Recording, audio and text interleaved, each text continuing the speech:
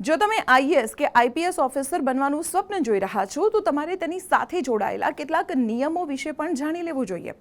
જેમ કે ભારતમાં આઈએએસ કે આઈપીએસ ઓફિસર પોતાની મરજીથી સીધા લગ્ન નથી કરી શકતા।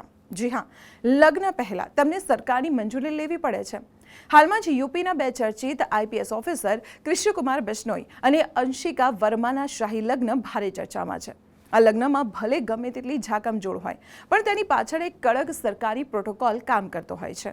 જ્યારે બે ઓફિસર્સ લગ્ન કરે છે ત્યારે સૌથી મોટો સવાલ તેમના કેડર એટલે કે પોસ્ટિંગના રાજ્યનો હોય છે। નિયમ મુજબ લગ્ન પછી પતિ પત્નીને એક જ રાજ્યમાં પોસ્ટિંગ મળી શકે છે, પણ શરત એટલી છે કે એ રાજ્ય બંનેમાંથી કોઈનું પણ પોતાનું હોમ સ્ટેટ ન હોવું જોઈએ। આવું એટલે કરાય છે કે જેથી તેઓ પોતાના પદનો દુરુપયોગ ન કરી શકે। અને જો કોઈ ઓફિસર વિદેશી નાગરિક સાથે લગ્ન કરે તો નિયમો વધુ કડક બની જાય છે।